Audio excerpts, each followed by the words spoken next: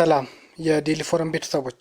የፈረንሳይ ፕሬዝዳንት ኢማኑኤል ማክሮን በሶሪያ ጉብኝት ላይ ሳሉ በደረሰ ፍንዳታ 18 ሰዎች መጎዳታቸው ተነገረም። በሶሪያ ዋና ከተማ ደማስቆ የፈረንሳይ ፕሬዝዳንት ኢማኑኤል ማክሮን አርፈውበት የነበረ ሆቴል አቅራቢያ በተከሰተ ፍንዳታ 18 ሰዎች መጎዳታቸውን የሀገሪቱ መገናኛ ብዙሃን አስታውቀዋል። የጸጥታ ኃይሎች 2 ፈንጂ መሳሪያዎችን አግኝተው የማክሸፍ እንቅስቃሴ ሲጀምሩ ፍንዳታው መድረሱን ሳና የተባለ የመንግስት የዜና ወኪል አስታውቋል። ዘገባው እንደሚያመለክተው ከሆነ አንደኛው መሳሪያ የቆመ ተሽከርካሪ ውስጥ ተቀምጦ ነበር፣ ሌላኛው ደግሞ በቆሻሻ ማጠራቀሚያ ውስጥ እንደነበር ነው የተነገረው። ከሶሪያ መሪ አህመድ አልሻራ ጋር ለውይይት ወደ ደማስቆ የተጓዙት ፕሬዝዳንት ማክሮን በወቅቱ በፕሬዝዳንታዊ ቤተ መንግስት ውስጥ ነበሩም ተብሏል። በፕሬዝዳንቱ ደህና እንደሆኑና ፍንዳታው እንዳልተሰማም ባለስልጣኖች ገልጸዋል። የፈረንሳይ ፕሬዝዳንት የሶሪያ ጉብኝታቸው ሲያጠናቅቁ ለኔቶ ጉባኤ ወደ ቱርክ እንደሚጓዙም ተሰምቷል። የሶሪያ መገናኛ ብዙሃን እንደገለጹት ከተጎዱት መካከል 4ቱ የፖሊስ አባላት ናቸው። የሀገር ውስጥ ጉዳይ ሚኒስቴር የጥቃቱ ፈጻሚዎች ለመለየት ምርመራ ተጀምሯልን ብሏል። ማህበራዊ ሚዲያ ላይ የተለቀቁ ቪዲዮዎችና ምስሎች ሆቴል አቅራቢያ ከቆመ ተሽከርካሪ ላይ ጭስ እና እሳት ሲነሳ አሳይቷል። ቢቢሲ አረቢክ ያነጋገራቸው አንድ የዓይን እማኝ የመጀመሪያ ፍንዳታ ሲከሰት በቱሪዝም ሚኒስቴር ዋና መስሪያ ቤት ፊት ለፊት ቆመው እንደነበርም ገልጸዋል። እማኙ እንደሚያስረዱት የመጀመሪያ ቦምብ ከፈነዳ በኋላ የደህንነት ኃይሎች አጠራጣሪ ቁሶችን እየፈለጉም ነበር ብለዋል። ይህ በሚያደርጉበት ሰዓት ከመጀመሪያ ፍንዳታ በግምት 20 ሜትር ያህል ርቀት ላይ ሁለተኛ ፍንዳታ መሰማቱ ነው የተናገሩት። የዓይን እማኙ የመጀመሪያ ፍንዳታ ንብረቶች ቢጎዳም ሰው አልቆሰለም፣ ሁለተኛ ፍንዳታ ግን በበርካታ የደህንነት ኃይሎችና በትራፊክ ፖሊስ አባላት ላይ ጉዳት አድርሷልም ሲሉም ነው የተናገሩት። በቻይና $325 ሚሊዮን ጉቦ የተቀበሉት ባለስልጣን ሞት ተፈረደባቸው። በምስራቃዊ ቻይና የሚገኝ ፍርድ ቤት በ30 ዓመት ጊዜ ውስጥ 2.2 ቢሊዮን ዩዋን በላይ ወይም $325 ቢሊዮን በሙስና በመቀበል የተከሰሱት የቀድሞ የከተማው አስተዳደር ባለስልጣን የሞት ፍርድ ተላልፎባቸዋል። ቅጣቱ የተላለፈባቸው ያንግ ዩሊን ከአውሮፓውያኑ 1993 ከ2023 ድረስ ባሉት ዓመታት ውስጥ በናጂንግ ከተማ በተለያዩ ኃላፊነት ባገለገሉበት ሰዓት ነው። የቀድሞ ባለስልጣን በማጭበርበር ስልጣንን አላግባብ በመጠቀምና ህጋዊ ያልሆኑ ገንዘብ ህጋዊ አስመስሎ በማቅረብ ወንጀሎች ተከስሷል። በእነዚህም ድርጊቶች አግኝተው የተባለው የገንዘብ መጠን በቅርብ ዓመታት ውስጥ በቀረቡ ክሶች ያልታዩ ነው። የ69 ዓመቱ የቀድሞ ባለስልጣን ኃላፊዎችን ጠቅሰው ሌሎች የኢንጂነሪንግ ውሎችን፣ የመሬት ባለቤትነት ዝውውርና ገንዘብ እንዲያገኙ ማድረጋቸው ተገልጿል። ለዚህም በምላሹ ገንዘብና ቁሶችን መቀበላቸውን የመንግስት መገናኛ ብዙሃን አስታውቀዋል።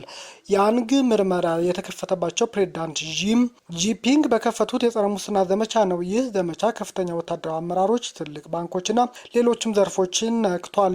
ወደ ስልጣን ከመጡ በኋላ በተለያዩ ጊዜያት የጸረ ሙስና ዘመቻን የከፈቱ ሲሆን እነዚህ ዘመቻዎች የፖለቲካ ተቀናቃኞች ለማጥቃት ውሏል የሚል ክስም ይቀርብባቸዋል። ቻይና ውስጥ ለእንደዚህ አይነት ወንጀሎች የሞት ቅጣት ማስተላለፍ የተለመደ እንደሆነም ነው የተነገረው። ክሱ ከ1 ቢሊዮን ዩዋን በላይ ወንጀል የተፈጸመበት ሲሆን ግን የሞት ቅጣት የተሰጠባቸው አጋጣሚዎችም አሉ። በ10 ዓመት ጊዜ ውስጥ 1.1 ቢሊዮን ዩዋን በሙስና ተቀብለዋል የተባሉት አንድ ባለስልጣን በ2001 ላይ በሞት ተቀጥተዋል ነው የተባለው።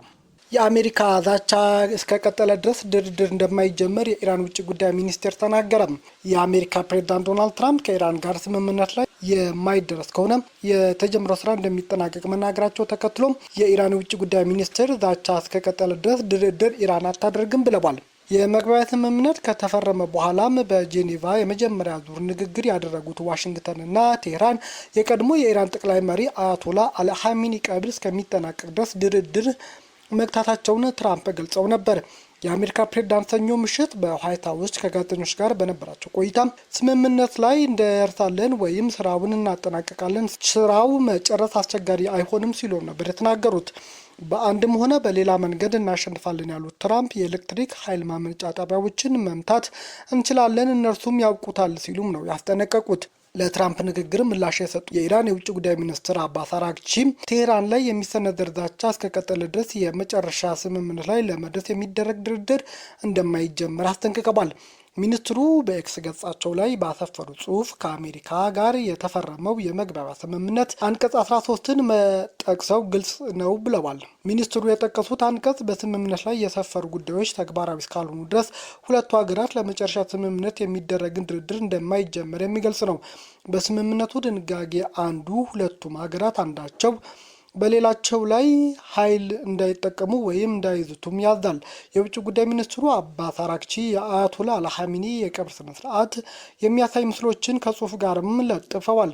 በሚሊዮኖች የሚቆጠሩ ኩሩ ኢራውያን በአንድነት ታላቁን አያቶላ አልሐሚኒና አሻራቸውን ለማሳየት ወጥተዋል ሲሉም ጽፈዋል። አክለውም እነርሱም ሆነ ደፋሩ ጦር ኃይላችን በማንኛውም ዛቻ አይንበረከክም ሲሉም ነው የተናገሩት። በሌላ በኩል ደግሞ የሐሚኒ ግድያ ላይ የበቀል እርምጃ እንዲወሰድ ኢራናውያን ጠየቁ። በመዲናዋ የሚካሄደው የ3 ቀናት ህዝባዊ ሀዘን ከኢማም ሁሴን አደባባይ ተነስቶ በአዚድ አደባባይ አድርጎ በማዕከላዊ ቴህራንም እየተከናወነ ነው። የኢራን መገናኛ ብዙኃን እንደዘገቡት ከሆነ በሚሊዮን የሚቆጠሩ ሀዘንተኞችና የአገሪቱ አውራ ጎዳናዎች ሞልተውታልን ብለዋል። የኢራን ሰንደቅ ዓላማ እንዲሁም በቀልን የሚወክለውን ቀይ ጨርቅም ኢራናውያን አውለብልበዋል። መነሳት አለብን እያሉ ድምጻቸውን ያስተጋቡ ነበርም ብለዋል የኢራን መገናኛ ብዙኃን። የአሜሪካው ፕሬዝዳንት ዶናልድ ትራምፕና እስራኤል ጠቅላይ ሚኒስትር ቤንያሚን ኔታንያሁ እንዲገደሉም በአደባባይ ኢራናውያን እየጠየቁ ነው።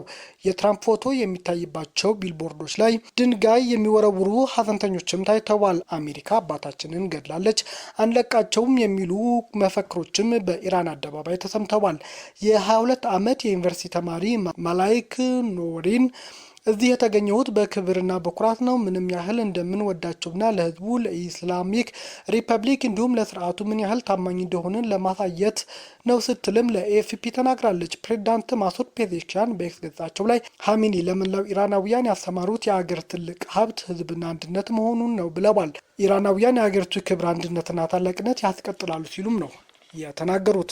በአሜሪካና በአውሮፓ አጋሮች መካከል ያለው የሻከረ ግንኙነት አሁን ላይ እየተካሄደ ባለው የኔቶ ጉባኤ ላይ ከፍተኛ ጥላ ጥልቷል። የፖለቲካ ተንታኝ አሌክሳንደር ሁዴስቴኑ ለአልጀዚራ እንደገለጹት የአሜሪካው ፕሬዝዳንት ዶናልድ ትራምፕ አውሮፓውያን ለመከላከያ ዘርፍ የሚያወጡት በጀት እንዲጨምሩ በከፍተኛ ግፊት እየጠየቁም ይገኛሉ። ተንታኙ አክለውም ትራምፕ ይህንን የሚያደርጉት አሜሪካ ትኩረቷን ወደ ሌላ የዓለም ክፍል ማዞር እንድትችል አውሮፓውያን የራሳቸውን ደህንነት በራሳቸው መጠበቅ እንዳለባቸው ለማንቃት መሆኑን አብራርተዋል። በሌላ በኩል የኔቶ ዋና ኃላፊ ማርክ ሩተም የዘንድሮ ጉባኤ ትኩረት የሚያደርገው ምን ያህል ገንዘብ ይወጣል በሚለው ላይ ሳይሆን የሚወጣው በጀት እንዴት ጥቅም ላይ ይዋል በሚለው ስልት ላይ መሆኑን አንስተዋል። ከቅርብ ጊዜ ወዲህ አሜሪካ ከእስራኤል ጋር በመሆን በኢራን ላይ ባካሄዳቸው ጦርነት ወቅት በቂ ድጋፍ አላገኘንም በሚል ትራምፕ የአውሮፓ አጋሮቻቸውን በከፍተኛ ሁኔታ ሲተቹ ቆይተዋል። ይሁን እንጂ ተንታኙ ሁዴስቴኑ ትራምፕ ኔቶን በዚህ ጉዳይ መተቸታቸው ተገቢ አለመሆኑን ገልጸው ኔቶ የመከላከያ ስምምነት እንጂ ሆን ተብሎ በምርጫ ወደሚደረግ ጦርነት የሚገባ ጥምረት አለመሆኑን በማንሳት ሞግተዋል። በተያያዘ ዜና የቱርክ ፕሬዝዳንት ራጂብ ጣይብ ኤርዶሃን በዚህ የኔቶ ጉባኤ ላይ ከትራምፕ ጋር በሩሲያ ዩክሬን ጦርነት ጉዳይ እንደሚወያዩም ተነግሯል። በተጨማሪም ቱርክ ለምታመርተው የካአን ተዋጊ አውሮፕላን ተጨማሪ ሞተሮች ማግኘት በምችልበት ጉዳይ ላይ ከአሜሪካ ፕሬዝዳንት ጋር እንደሚመክሩም አሳውቀዋል። ትራምፕ በበኩላቸው ቱርክ አውሮፕላኖቹን ከገዛች በኋላ አሜሪካ ሞተሮችን የመጠገን ግዴታ እንዳለባት መናገራቸው ተዘግቧል። በመጨረሻም ኤርዶሃን የቅርቡ ወዳጄ ያሏቸው ትራምፕ የኔቶ ጉባኤ በጋዛ ሰላም ለማስፈን ለሚደረገው ጥምረት ወሳኝ ሚና እንዳለው እንደሚያምኑም ተናግረዋል።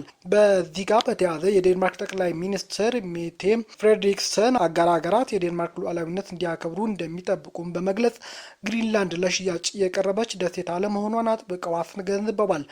ጠቅላይ ሚኒስትሯ ይህንን አስተያየት የሰጡት በቱርክ መዲና አንካራ እየተካሄደ ባለው የኔቶ ጉባኤ ላይ ነው። ይህ የጠቅላይ ሚኒስትሯ ጠንካራ ምላሽ የተደመጠው ዶናልድ ትራምፕ የዴንማርክ ግዛት አካል የሆነችውን በከፊል ራስ ገዝ የምትተዳደረውን የአንታርክቲክ ደሴት በቁጥጥራቸው ስር ለማድረግ ያላቸው ፍላጎት በድጋሚ ካንጸባረቁ ከጥቂት ሰዓት በኋላ መሆኑን ለጉዳዩ የላቀ ፖለቲካ ትኩረት እንደሚሰጠው ነው እየተነገረ ያለው። ይህ የዴንማርክ መንግስት አቋም አሜሪካ በግሪንላንድ ላይ ያላትን ፍላጎት ተከትሎ ሊፈጠር የሚችለው ዲፕሎማሲያዊ ውጥረት የሚያመለክት ከመሆኑም በላይ ዴንማርክ የግዛቷን አንድነትና ሉዓላዊነት አሳልፋ እንደማትሰጥ ለአጋሮቿ የላከችው ግልጽ መልእክት መሆኑንም የፖለቲካ ተንታኞች እያስገነዘቡ ነው። በኔቶ አጋሮችና በትልቅ ወታደራዊ ኃይላቸው አሜሪካ መካከል ከቅርብ ጊዜ ወዲህ ፈታኝ የሆነ ግንኙነት መኖራቸው ነው እየታመነ ያለው። ኦስማን ቢን ጃቪድ ከአንካራ ቱርክ እንዳጠናከረው ዘገባ ከሆነ ዓለም አቀፍ መሪዎች ወደ ዘንድሮ ጉባኤ ሲገቡ የዶናልድ ትራምፕ ቀጣይ ዓላማና ፍላጎት ለመረዳት ጥረት እያደረጉም ይገኛሉ ብሏል። ትራምፕ በበኩላቸው በጉባኤው ላይ የተገኙት ጥሩ ወዳጅ በሆኑት በቱርክ ፕሬዝዳንት ረሲፕ ጣይብ ኤርዶሃን ምክንያት ብቻ መሆኑን መናገራቸው ተከትሎ ከሌሎች አባል ሀገራት ይልቅ ለአንዷ የኔቶ ሀገር የበለጠ ክብርና ትኩረት እንደሚሰጡ በግልጽ ያሳዩ ክስተት ሆኖም ተመዝግቧል ነው የተባለው። በተጨማሪም ትራምፕ በኢራን ጦርነት ወቅት እንዳሳዘኗቸው የገለጿቸው ሀገራት ስም በመጥቀስ አባል ሀገራቱ በወቅቱ በሰጡት ምላሽ ምን ያህል ቅር እንደተሰኙ እና እንዳስቆጧቸው በማህበራዊ ሚዲያ ገጻቸው ላይ በድጋሚ ሲገልጹም ቆይተዋል። በተደጋጋሚም ሲገልጹ መሰንበታቸው ይታወሳል። ይህ የትራምፕ አቋምና የመከላከያ በጀት ማዋጮ ጉዳይ በዘንድሮ የኔቶ ጉባኤ ላይ ከፍተኛ ጥላ የሚያጠላና ውጥረትን ሊፈጥር የሚችል ዋነኛው አጀንዳ ተደርጎ ተነስቷል። ጉባኤው አስመልክቶ የኔቶ ዋና ኃላፊ ማርክ ሩተ የተለያዩ አባል ሀገራት ለወታደራዊ ኃይላቸው ስላወጡትና ቃል ስለገቡት ከ260 ቢሊዮን ዶላር በላይ ገንዘብ መጠን በማንሳት መድረጉን ከፍተዋል። በሌላ በኩል ሩሲያ በመቃወም አውሮፓን በማስተባበር ላይ የሚገኙት የዩክሬን ፕሬዝዳንት ቭላዲሚር ዜሌንስኪ አሁን 4ኛ ዓመቱን ለያዘው ጦርነት ተጨማሪ ፔትሪዮት ሚሳኤሎች ጨምሮ ሌሎችም ከባድ ወታደራዊ ጥቆችና መሰረተ ልማቶች በአፋጣኝ ድጋፍ እንዲደረግላቸውም ለጉባኤ ተሳታፊዎቹ አሳስበዋል። በሞስኮ 1000 ድሮንስና በር የፑቲን ካልኩሌሽን ይለወጣል ሲሉም ዘለንስኪ ገለጹ። የዩክሬኑ ፕሬዝዳንት ዘለንስኪ ከፋይናንሻል ታይምስ ጋዜጣ ጋር ባደረጉት ቃለ ምልልስ ከሩሲያ ጋር የሚደረገው ጦርነት ውጤት የሚለውጠው በአየር የበላይነት መሆኑን ተናግረዋል።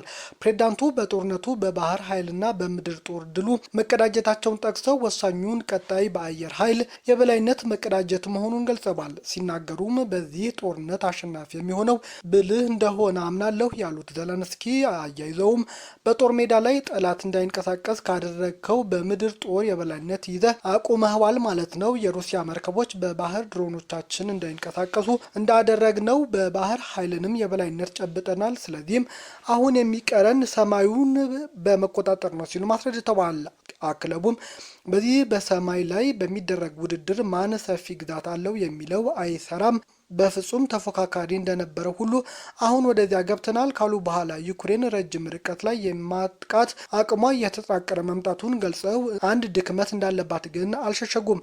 እንዳስረዱት ከሆነ እሱም ጸረ ሚሳኤል መከላከያ ነው። ፓትሪክ ፓክ-3 የተሰኙት እነዚህ የመከላከያዎች ያጠሯቸው መሆኑን ገልጸዋል። አያይዘውም አውሮፓ በዚህ ረገድ የምታሳየውን ቸልተኝነት ማቆም አለባት ሲሉም ተናግረዋል። ቴክኖሎጂዎቻችንና የኢንዱስትሪ አቅማችን ከሌሎች አጋር ሀገራት መጋራት ይኖርብናል፣ ምክንያቱም ለሁሉም የሚበቃ ፓትሪዮት ሚሳኤል አይኖረንም ብለዋል ዘለንስኪ። አያይዘውም እንዳብራሩት ፓትሪዮት ሚሳኤሎችን የምታመርተው አሜሪካ ብቻ ስትሆን ይህ ሚሳኤል በአውሮፓ ውስጥ እንዲመረት ፈቃድ ልትሰጥ ይገባል። አውሮፓውያንም ከአሜሪካ ይህንን ፈቃድ ለማግኘት ጥያቄ ማቅረብና መወትወት አለባቸው ሲሉም የዩክሬን ፕሬዝዳንት ዘለንስኪ አሳስበዋል። አገራቸው በክሪሚያ ግዛት ውስጥ የምታደርገው ረጅም ርቀት ጥቃት እንደምትቀጥል የገለጹ ዘለንስኪ ኢላማዎቻቸውም ወታደራዊ ማዕከላት፣ የነዳጅ ዲፖዎች፣ የአየር መቃወሚያዎች፣ የአውሮፕላን መንደርደሪያዎች እንደሚሆኑ አስረድተዋል። ይህ የሚያደርጉትም ሩሲያ በኃይል ዘርፍና በወደብ መሰረተ ልማቶች ላይ ጥቃት ከደረሰባት በኋላ ወታደራዊ ተቋማቶቿ በክሪሚያ ስላሰፈሯቸው መሆኑን አስታውቀዋል። በተጨማሪም በዋና ከተማ ሞስኮ ላይ ጥቃት የመቀጠል እቅድ እንዳላቸው አስረድተዋል። ቤተሰቦቻችን ዜናዎቻችን ላይ ካርጎ ለሌሎች ተደራሽ እንድንሆንም ሼር አድርጉም። አዲስ የሆናችሁ ሰብስክራይብ በማድረግ ቤተሰብ ይሁኑ። ሰናይ ጊዜ